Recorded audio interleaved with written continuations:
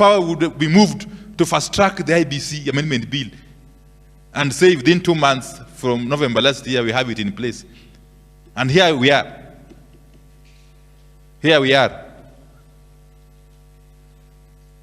So the people of Banisa and very many other wards that have also lost MCAs deserve to be represented.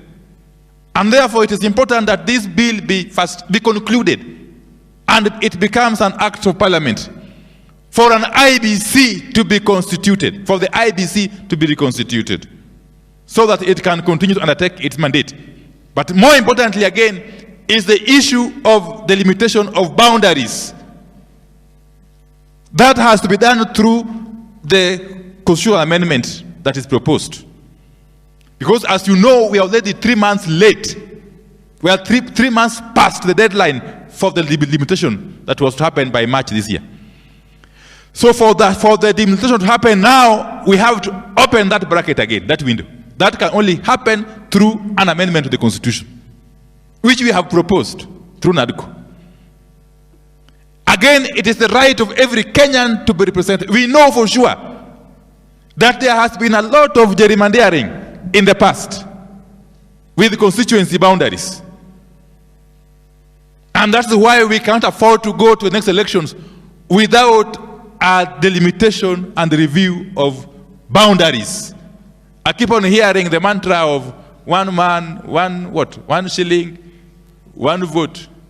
The best place to deal with it is through this delimitation first. I keep on hearing. I don't know whether it is official policy of Kenya Kwanza or UDA. I'm not sure. You know, a person occupying a high office as a DP, a deputy president, cannot just voice an opinion. He must be speaking the official policy. So we don't know whether it is official policy of Kenya Kwanza now that we go one man, one shilling, one vote. We are waiting to hear.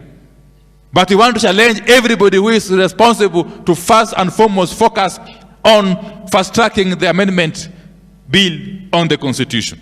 For us to get it right from the word go. Finally, it's on the political parties. It's also an amendment to the Political Parties Act that has been proposed with far-reaching recommendations, if only to strengthen the institution of political parties as the foundation of our multi-party democracy. I am glad Madam Anne Ruto is here. She has been very, very useful in her current role as the registrar of political parties. We shall continue to work closely with her as we midwife this process. We shall continue, Your Excellency Kalonzo Musyoka, to work with the registrar of political parties. She has been very supportive. Very, very supportive. So I don't want to really go beyond that. For now, I want to sit back and listen to the citizens. Thank you very much. God bless you. God bless you. Asante sana Mheshimiwa Opiyo Wundanyi for those very important